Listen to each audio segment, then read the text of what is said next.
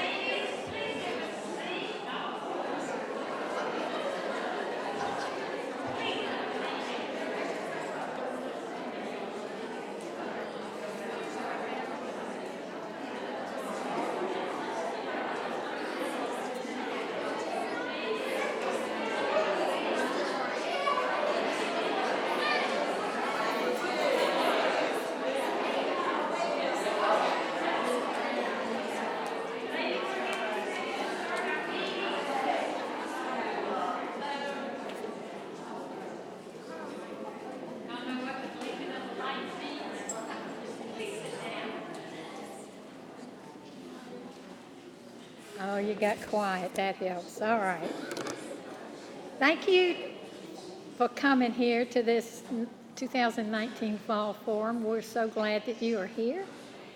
I want to thank this. By the way, I'm Betty. Here.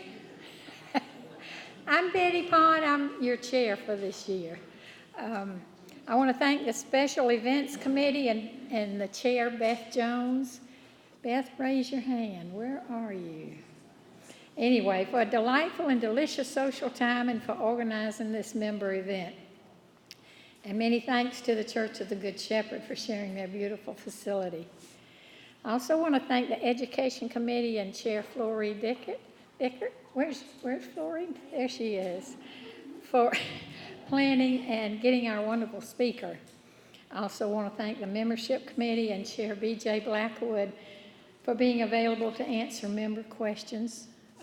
B.J., where are you? I see you. Okay. I also want to thank Mark. See Mark Albertin.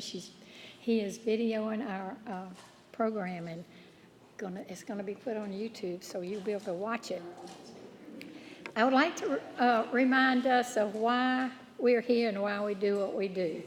You know that Carolyn Maughan and Beth Evans were the initial leaders of WIP, along with the support of United Way and the Community Foundation for the CSRA. We're saddened by the passing of Carolyn this past April the 22nd, 2019. But what a wonderful legacy Carolyn and Beth started in 2007 as WIP continues to thrive today. We're so very thankful for Carolyn and Beth and their talents and abilities to gather a group of women and establish this organization, which today has 206 members and has awarded over $1 million to 76 nonprofit organizations in the CSRA. I have asked Beth Evans to share a little bit about Carolyn. Let's give her a hand. Yeah. Thank you. You're welcome. I told Betty I would try to do this, but I will. She took part of my script, though. I was going to say on April the 22nd that a shining star went out in our community, but a precious angel was welcomed into heaven. I first met Carolyn in the late 1970s, and she was director of the March of Dimes, and she was the director there from 1975 until 1983. And I was a volunteer for Mother's March. So that was a long time ago, and a lot of memories and a lot of fun times together. Then she left March of Dimes and went to the Red Cross, and she was their director for 20 years. And somehow I continued on with March of Dimes, and she got my husband, got him to be on the board of directors of Red Cross. When we moved away, and when we came back, she knocked on my door and wanted me to be on the board of directors of Red Cross. So that was in 1993. And then she retired after 20 years from the Red Cross. So I don't know how, I mean, we still remained friends and we still saw one another, but I was just really shocked the day that I got a phone call from Joe Maypo, who had been involved at the Red Cross and then United Way, and Laverne Gold with the United Way and Lee Smith with the Community Foundation called Carolyn and I and wanted us to come down and talk to them about something that they were interested in, and that was Women in Philanthropy. And I thought, what a pair. Why did they call me? Carolyn's so dynamic and outgoing, and I'm not, but I could type, and she could. So that helped. So I was the worker bee, and I always laughed when we first started talking about this and how we were going to recruit members. We got together every list that we could find and put together all these names, and the women came to the first luncheon that we had. We had a group of 10 to begin with, and from that group of 10, then we put this list of everybody we knew and invited them. And that's how it all began. But we laughed. If you saw her in the grocery store, she was going to stop and talk to you about Women in Philanthropy. And she had this way of coming up to you and putting her hands on both of your shoulders and looking you in the eye with that twinkle that she always had. You were done. You were done. You would do anything for her. So that's the way it started for us, and we all loved her, and we know that today she's smiling down and so excited that now 206, that's wonderful. So thank you all for what you're doing. Thank you for giving to the women and children in this community and how much you all mean to them. Thank you.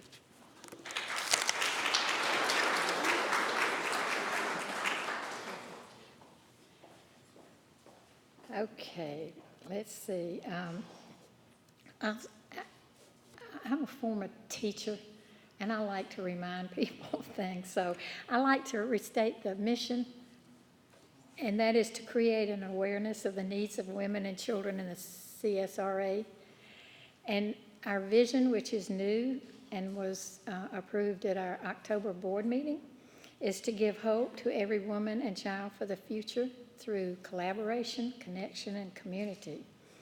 And our purpose is to award grants to fund programs and projects that have the potential for high impact, resulting in significant positive change in the lives of women and children. We continue to work on a strategic plan started back in September when we had the workshop. And I'm looking right at Christy. Mark Moen was our facilitator there, and we were so excited to get this vision statement. Well, we've consulted an expert in the field of strategic planning, and the next step was meeting with past chairs, present chair, and chair-elect to get feedback on future plans for WIP. We did that this past Monday, and we're going to continue to work on this plan, and you'll see more about it probably in March, if not before. I think I've mentioned most of the board members, but I'd like to mention Becky McKenzie, who is our chair-elect. Becky, raise your hand. There she is. And Carol Bennett, who is the past chair and nominating chair this year. Claudia Schmidt is our recording secretary. She lives in Charlotte now. She's still our recording secretary, but she is not here. And Jackie Cohen is going to take over is doing that for her. Jackie's way in the back. Thank you, Jackie. Susan Rice, who is our governance chair. Susan's back there. Julie Badger, who is the grants chair-elect. We also have at-large members, Lee Ashley, raise your hand. There she is. Michelle Ansley, Michelle, where are you? She's in the back. She did all these name tags for us. Rebecca Rule, and I don't see her today, and Nita Mulheron. Now we'll go on with our reports. The minutes of the spring, March the 22nd meeting, 2019, were emailed to you. And are there any, do y'all have any corrections or additions to those minutes? Hearing none, they stand approved as sent to you. Okay, our next finance, and Carol Bennett is going to give that report for Avis Yawn.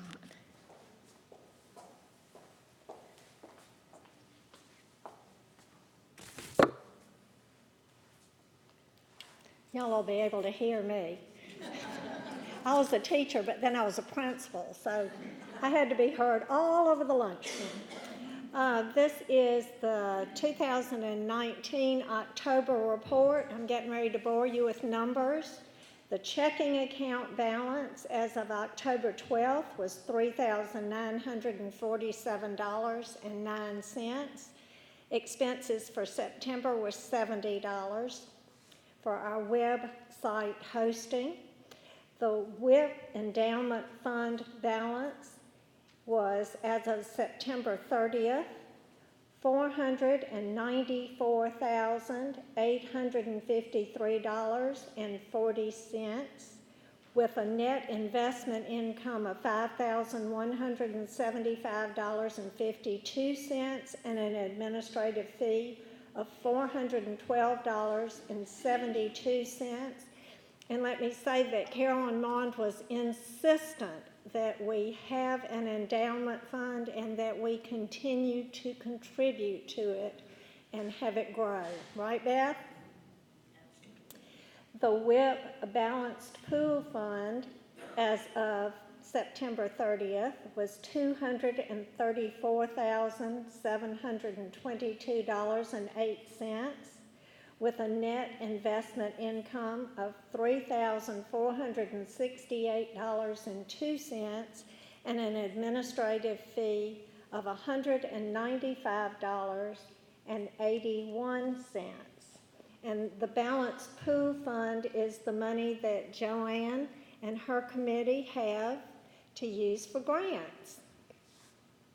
The balance in the Evans-Mond Fund is $15,555.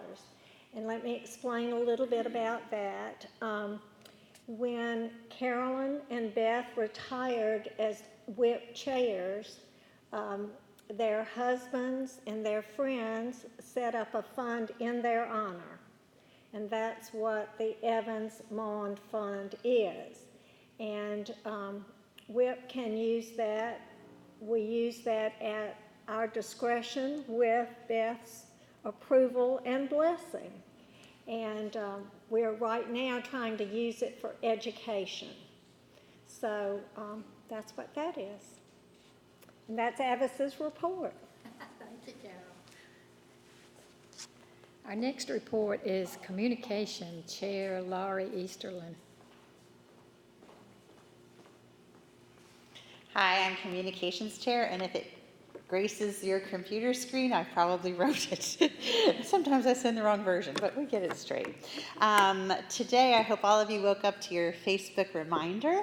If you're not on the Facebook group, there is a Women in Philanthropy of Augusta Facebook group, and I do things like give reminders that today is the day. It's also a place where we share about our grantees and what they're doing, and share about what we're doing as a group. So if you are on Facebook and you're good at this, share with your personal page. Just by clicking a little arrow and sharing it to your personal page, it lets your friends know what you're doing, and hopefully you might get some more people to join WIP, or at least become interested and understand that we are working locally. One thing I could stand some help with, and I have had some folks sign up on communications, but if you're quite good at writing or feel comfortable with Facebook, I would love an additional poster who could go and gather the information on the Facebook pages of our grantees and help me to keep our page very current and keep lots of things getting posted.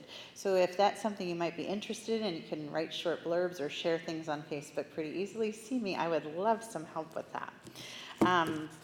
Let me see a couple other things. Of course, my wrong thumb is opening my notes on my phone. We also send out a quarterly newsletter. Hopefully everyone is getting that. If you're not, let us know. And that just lets you know what has gone on. Often there are pictures of our events. We try to get the lunch and learns on there.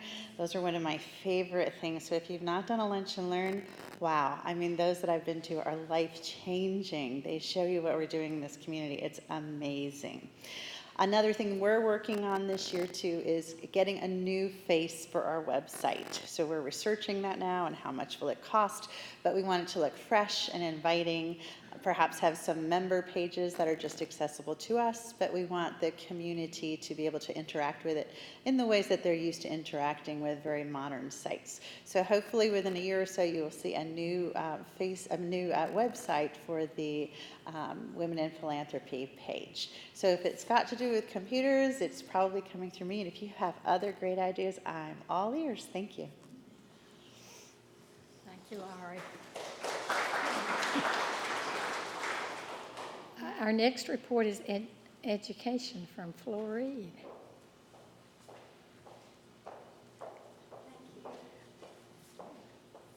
Thank you, Laurie, for the shout out to the Lunch and Learns. I appreciate that.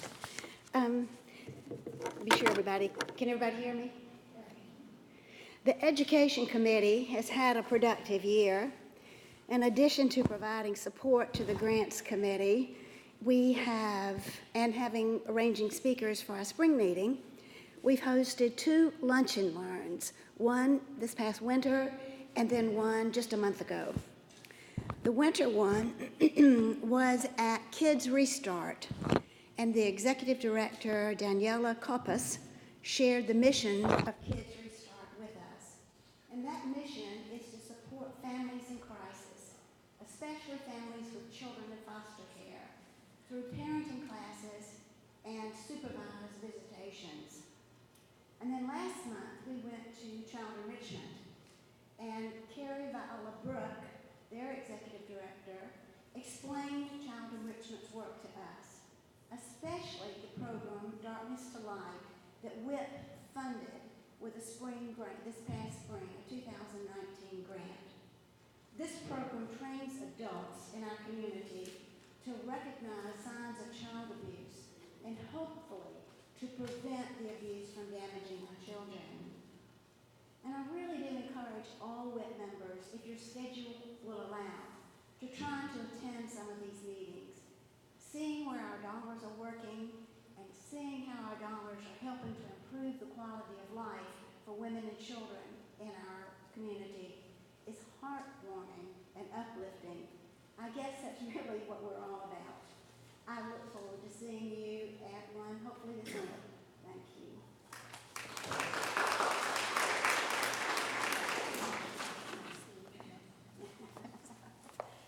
Our next report is grants. Joanne Hooker.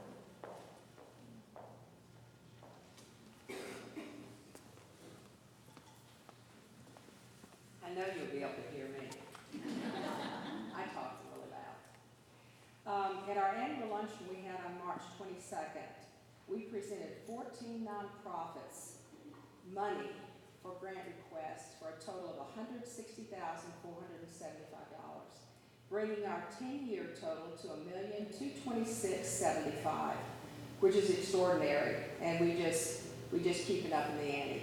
So as long as we get members and we continue to get those members, that's more money we're putting back into the community. As grants chair this year, we all talked about in our wrap-up meeting back in April how we needed to do some things just a little bit different to make it easier on everybody. So I developed a focus committee, and we reviewed our grant process to help make applying for a grant with WIP easier and more efficient. That focus group consisted of myself, BJ Blackwood, Julie Badger, Christy Mon, Pat Harris, and Rebecca Rule. The committee began our work in July, and we're able to develop a new application this year that redefines our focus areas and makes it a lot easier for both the nonprofit and the grants committee to review the grants and for them to write the grants. Our focus areas are also now redefined, and they are arts, education, health, and social well-being. And so each nonprofit is asked to place themselves in their grant request into one of those focus areas. We held our grant seekers information session on September the 11th, and this was amazing. There were 59 individuals that attended that meeting. They were representing 53 different nonprofits in our area, and that's the most that we have ever had. The grants committee will begin our weekly meetings starting November the 6th, and we look forward to a very successful grant season for 2019-2020. And then in 2020 at our annual meeting, Julie Badger will be your new grants chair.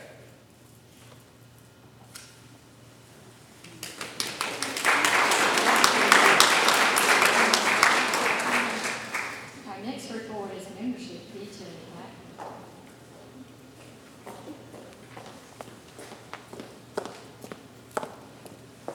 Oh, wow. So the reason we can do all the things that you just heard is because of membership. And now we have, you've heard several times, we have 206 members. We actually had 34 members, new members, to join this year, which I think is wonderful. So you should give yourself a hand. Because that bump that number up to the 206. We will send out your renewals in January 2020. However, if you would like to renew before that, you can go to the website. There's a fillable form on the website. And this is a new form, and in the form it tells you what each committee, it gives you just a little blurb about each committee, and so that should help you figure out which committee you want to work on, or if you just aren't ready to work on a committee at this time, you also have that choice. The other thing I wanted to say is please hold the date, January 27th on 2020. We're doing a prospective members event at our chair's home from 5 to 6. So if there are people that you think will be interested in joining the organization, please start thinking about inviting them, because the more members we have, the higher the dollar value that Joanne and that committee can give out. So thank you again, and welcome to the guests, and welcome to all the new members that we have.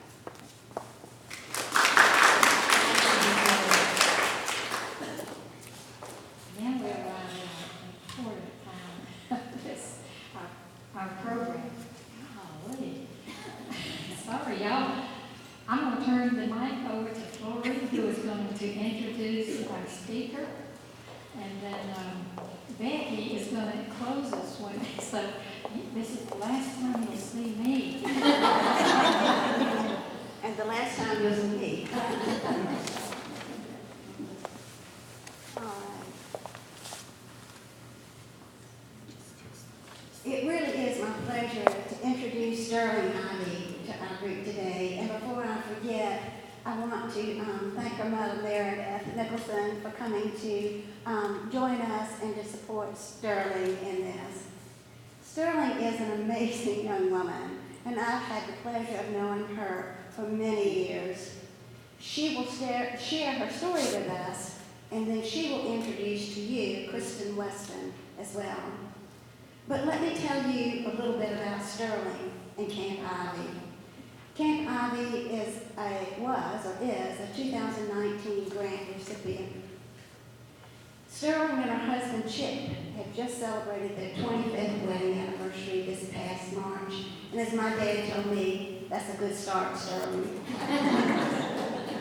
They have 3 children, Patrick, a junior at the Citadel, Ashley, a freshman at Auburn, and Catherine, an 8th grader at Curtis Baptist.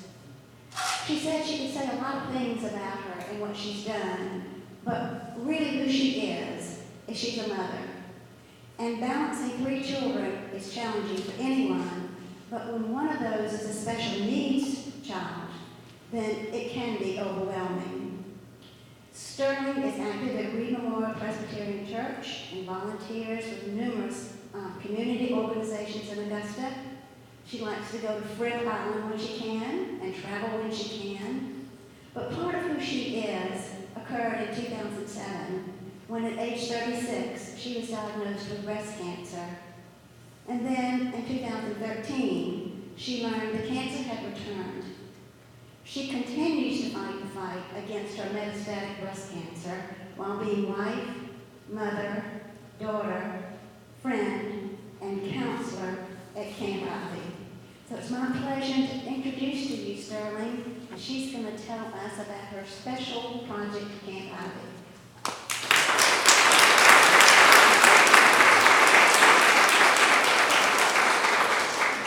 Somebody has some notes. Anybody who spoke grab my notes? Well, I think I can say it.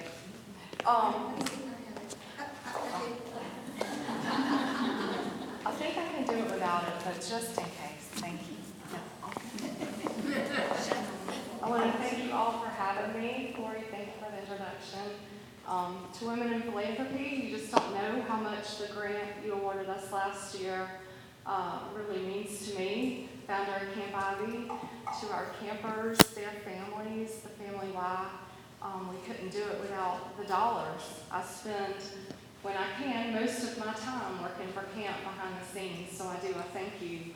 I'm going to share a little bit about me, my passion for camp, why your dollars mean so much to us, and what we do with those dollars. But first I want to ask you a question. Who here has been to camp? Who has sent a child to camp? Or you may have a grandchild that's attended camp. So sitting here in a room full of women, I bet I don't have to tell you why camp is special, but I'm going to anyway. So what do we know about camp? Well, we know it's an experience like no other. It's a week, or 2, or 3.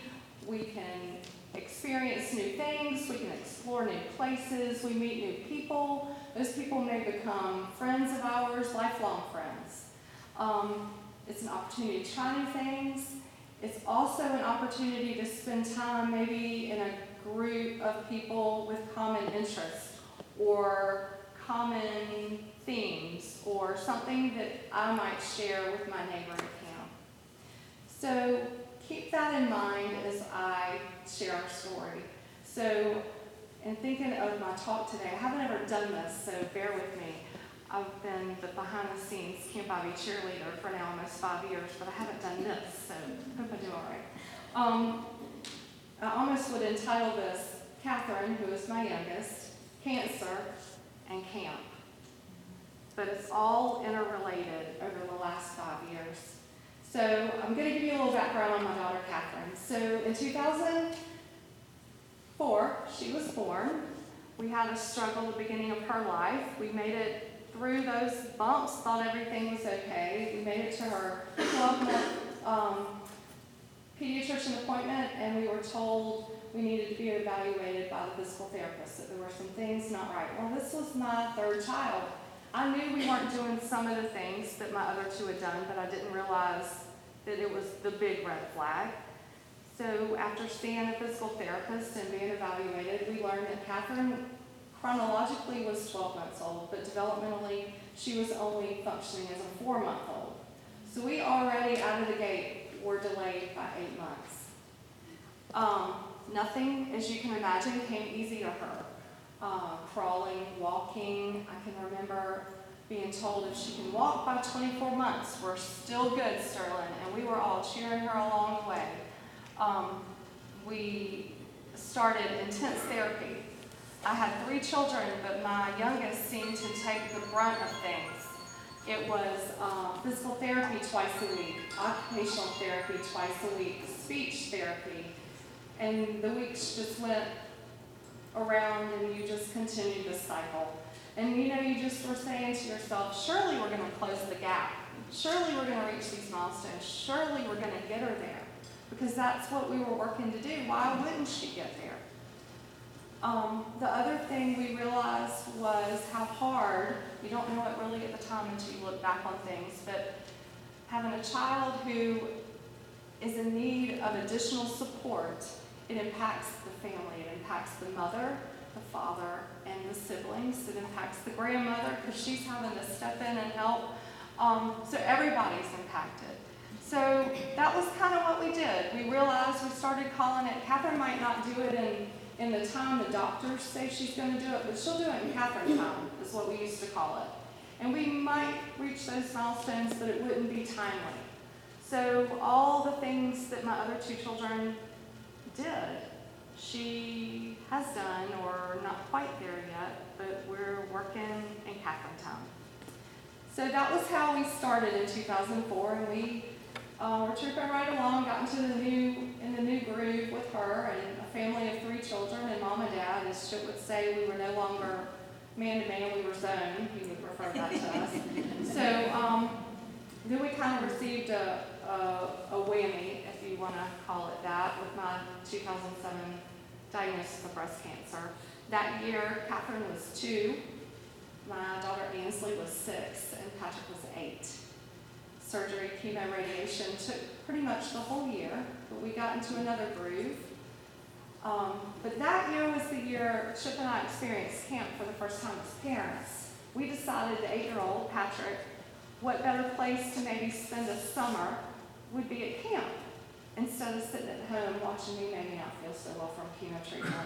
So he went to camp, had a great time, came home singing the camp songs, sharing the camp stories, and then, as you would assume, Ansley, 2 years later, well, I'm now 8, I want to go to camp.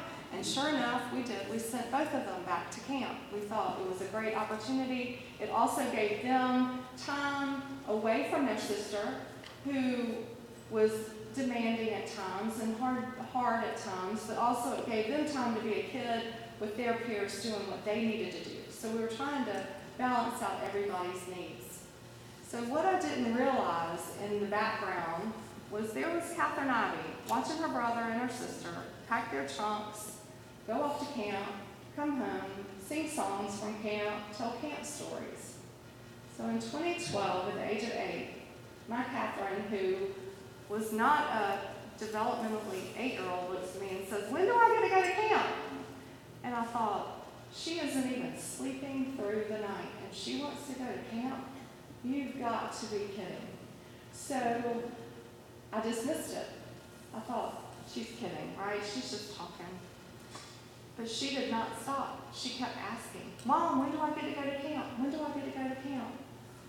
I'm like, okay. So I start doing my homework, and I start researching. What do you research? Well, she had developmental delays. We didn't have a big name diagnosis. We don't have Down syndrome. We don't have autism. We don't have Asperger's. We just have delays. But that impacts her physically, and it impacts her with fine motor. So gross and fine motor delays. But if you look at her today, you would not know this. She does seem like a typical 15-year-old with a few things that might still need a little love. So I'm looking around for camps, and I'm like, I'm not finding anything. I'm not finding anything that would work for her, because what I realized is we need camp with a finger. Catherine can go. She's independent in many things. But then there's times that she's going to need a buddy. You know, I'd watch Patrick and Ansley go to camp, and the bell would ring, and they would be off to activity 1 or period 2, or then, and I'm like, Catherine's going to need somebody going along with her. So the next step we had was with a doctor's appointment in Atlanta to see her developmental pediatrician. This was 2013, 2014. And I asked him, I said, would you send Catherine to camp? And if so, where would you send her? And he said, Vermont. There is the best camp for her in Vermont. And I looked at him and I was like, yeah. So I get home and I Google and I research this camp. It looks amazing. But from a mom whose child only had ever been to her Nana's or her Mimi's, I'm like, they have 2 and 3 week sessions and it's Vermont. I mean, I can't put a trunk in the car and drive her there in 3 hours to be home again, like I did my other 2 children.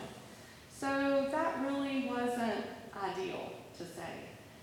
So then 2013, that was about the time that conversation with the pediatrician happened, but also is when I found out my cancer had come back. So, game changer for me, metastatic breast cancer. I'm older, but I still have young children. It's still only, 2013. I've still got a lot of life to live. But I also felt a sense of urgency. I saw my daughter getting older who kept talking about camp, and I couldn't find one for her. And how was I going to do this? So I had that summer of finding out my cancer had metastasized. I had to have some surgery. During that time of recuperating, I sat on my sofa thinking, and I pulled out my laptop and I realized, how hard can it be? Could we make a camp? They laughed. They laughed. How hard could this be? Surely we could pull this out of our house. Surely we could do this for these children, because I know that we're not the only child out there that needs a camp that can't find a camp. So a couple meetings in the next 6 months took place. I met with 2 friends of mine that are occupational therapists. They had just completed their 2 years of school at Augusta University, and they had been babysitters of mine. And I sat them down and I said, all right, girls, y'all spent time going to other facilities and special needs camps while you were in occupational therapy school. Can we make one? Can we do this? And they said, sure. So get a piece of paper out and we start. We established a mission. We wrote a mission. What would Camp Ivy look like? Then we described what Camp Ivy would look like, what children we would service, how old those children would be. I mean, from ground up, we're like making this. And I really am amazed how far we've come to date. But I think back of sitting at that kitchen table and going, okay. And then the other thing came up. We need a name for camp. And one of the occupational therapists, we talked about it. Have you ever Googled camp names? Probably not. You can have Camp Tree, Camp Chair, Camp Rainbow, Camp Moon. You can have anything. It can be a camp. But nothing was jumping out at us. And then she said, Camp Ivy. And I went, no. And she said, listen to what it stands for. Inspiring, very exceptional youth. And when she said that, I was like, perfect. What else would that camp name need to be? So we had everything in paper. Then we needed a place to have it. And I also needed some more support. So I gathered some friends, some moms of children with special needs. And we were all kind of ebbing and flowing through this world together. Kristen Mustin being one. We sat out on my back porch and we brainstormed. What does this look like? How do we do this? Like, okay, so I called a camp, and they have a facility, but we have to have a camp that we take to them. We need $60,000 in the bank. We need our volunteers. We need a medical staff. We need a 501c3. We need liability insurance. Very daunting. But we divided that work list up, and everybody took a little part to go see if it was even doable.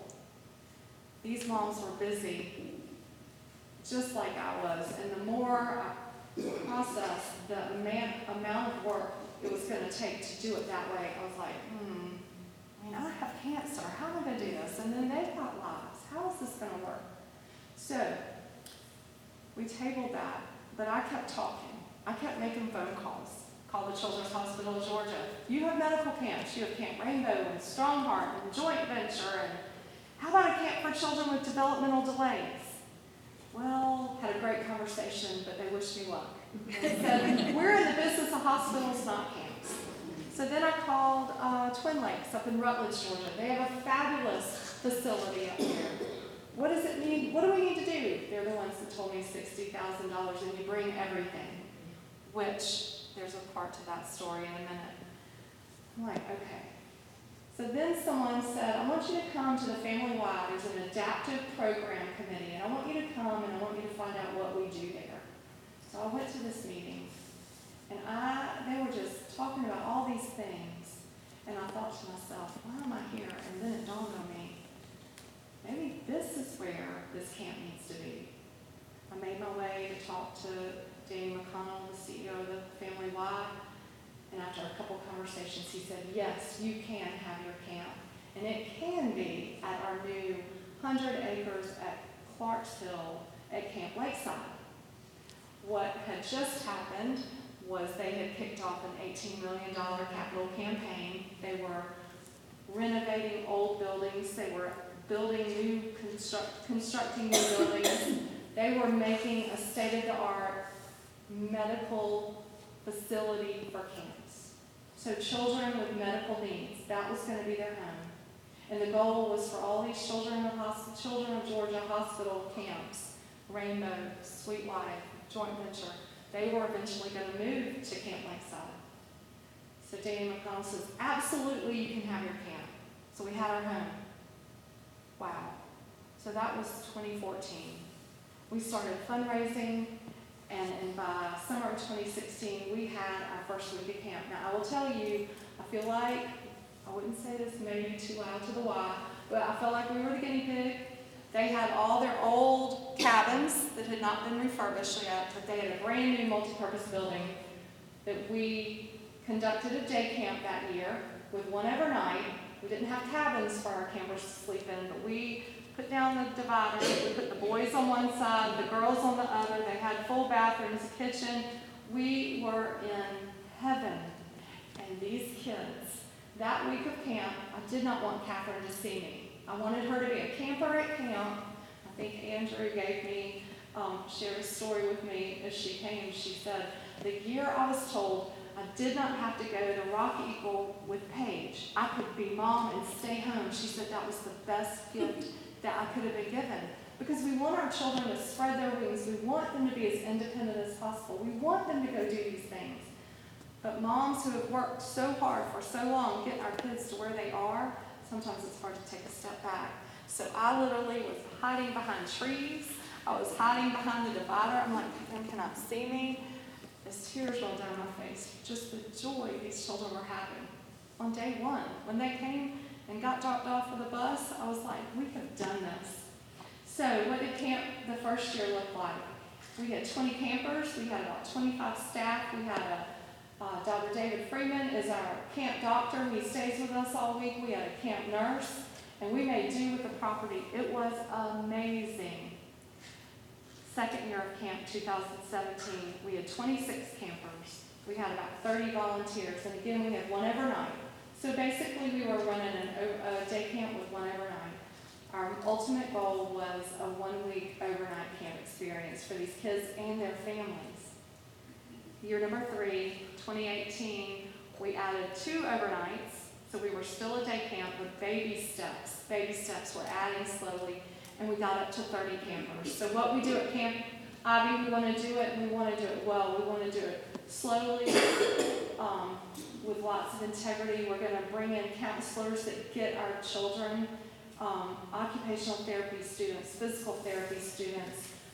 This past summer, we had medical students. I mean, I can't believe the people that are coming and finding us. We've had counselors come from Furman University, University of Georgia, Georgia Southern, Clemson. I mean, they're finding us. They're calling me. I'm getting messages on Facebook and texting. Are you having a camp that I can come work at this summer? Summer of 2019, this past summer, was our first full week of overnight camp. These parents, these campers, they had brand new cabins to sleep in. They had a girl cabin and a boy cabin, and then we have extra overflow for counselors.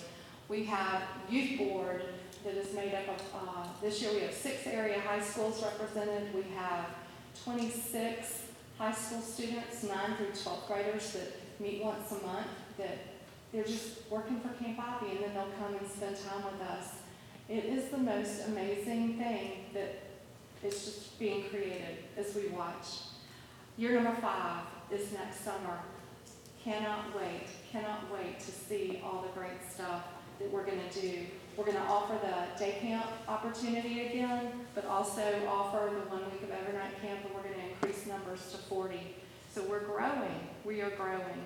So there are 5 words that we use every year at Camp Ivy, and I want to share those with you now. Confidence, independence, friendship, growth, and joy. Those really are the heart of what we do at camp. We want our children to experience things. We want them to explore new things. We want them to feel confident learning new skills, just like you would when you sent your child, or you went to camp, or your child goes to camp, or your grandchild. We want them to be able to reach that bullseye with the archery, even if we have to use accommodations so that they can do that.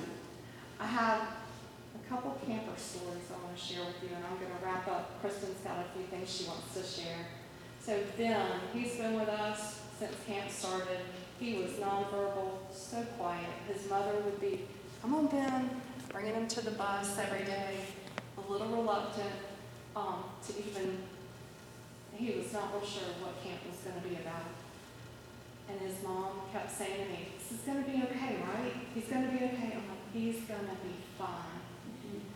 After seeing him for the last 4 years, this summer I was walking down the path and I see Ben out on the basketball court with the counselors and other campers, and he's high-fiving these kids and high-fiving the counselors. And I thought, look at that child, how far he has come. And we've only seen him 4 weeks. But wow, what a difference this has made in his life. His mom says he starts counting down on his calendar when he gets home for next summer. And then last summer was our last year of day camp. So we had a drop-off at the Wilson Y. And I dropped Catherine off on a Tuesday morning, and I get out and we're waiting on the bus. And I walked over to the picnic tables where one of my youth board students was talking with, or I shouldn't say talking with a camper. Well, that summer we had a camper that had applied that was completely deaf. And it just so happened that we also had a volunteer that had applied to be a volunteer with us who was proficient in sign language. So the chances of those two coming together when you need it, and it happened. So one of my youth board was sitting there. Well, what I didn't realize is this youth board member had met this child on Monday at camp. And she was struggling, frustrated, because she could not communicate with him. She didn't know how to sign. So her mom later told me she went home Monday night, got on YouTube, and taught herself the ABCs in sign language. So Catherine and I get to the bus stop Tuesday morning, and Catherine sits at the picnic table, and I'm watching. And what I was watching was this youth board member, 15 years old. And what she was doing was singing the ABCs and signing to this little boy who was deaf. But behind it, and I didn't know this until after I'd watched the video, I kind of videoed, I'm trying to, oh my gosh, this is great. We could share this with Camp Ivy. What I didn't realize was my daughter had been sitting there watching all of this. And she picks up the phone, she picks up the sign language, and she starts signing with the youth board and the little boy.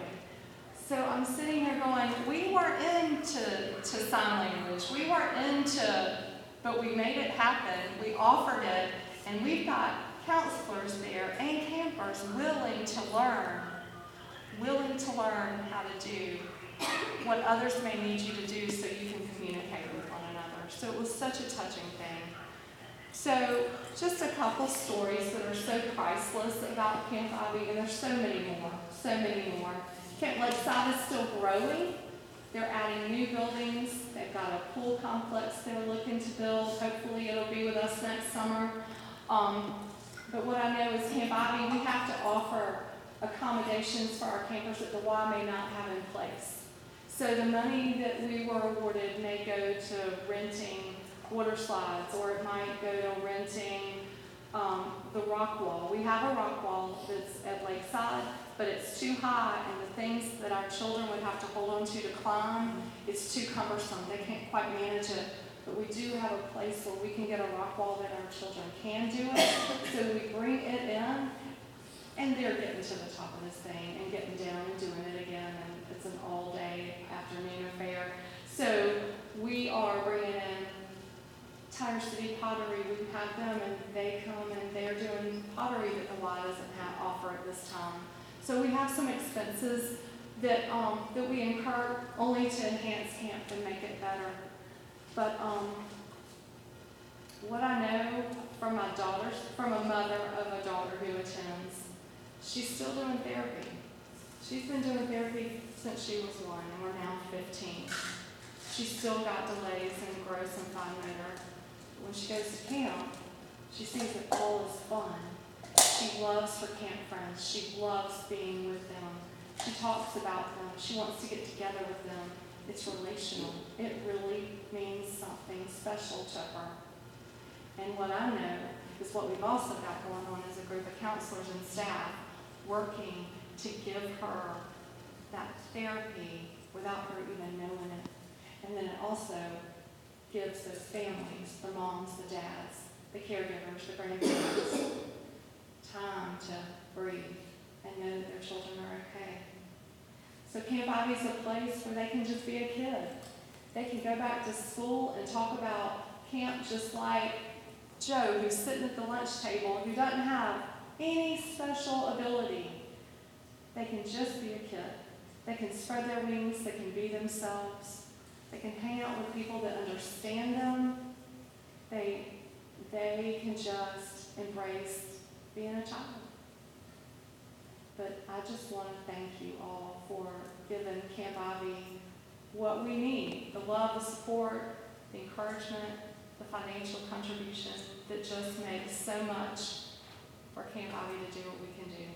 Now, Kristen Weston is a mom of a camper, and she is just going to share a little story before we're done. Thank you for having me.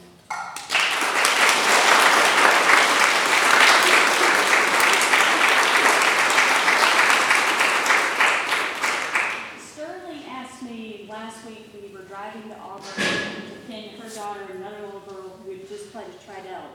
And she said, "Will you come speak with me? It's about 200 women. I just want them to hear from you about camp." So thank you, sir. What does Camp Ivy mean to Ann Alston Weston? It is 1 week where she gets to do the same thing her brother and sister get to do. It's 1 week of independence. It's 1 week of meeting new friends. It's 1 week full of fun activities, art, sailing, crafts, and playing games. 1 week of singing songs. 1 week full of laughter. 1 week full of asking as many questions as she can drum up. And lastly, it's 358 days of asking, when do I get to go back to camp? What does Camp Ivy mean to me as her mother? It's tears of joy as I get to see Annie thrive in her environment. It's the excitement in hearing that my daughter was in her element and she could have stayed 1 more week. It's the joy in hearing that Annie is a leader among her peers. The joy in hearing the counselors say she got more out of Camp Ivy than she did, than Annie did. It was hearing another counselor say she is a rock star here. It was the joy in hearing Annie opened up Glitter Shop so that all the girls could sparkle every night. When you are a parent of a child with special abilities, every day is a fight. Annie can't do what her brother and sister have done and done well. For Annie, it is 1 week where all the roadblocks are gone and she gets to be the best that she can be. So thank you so much for giving so Annie could have this experience, and I got to experience the joy and excitement through her.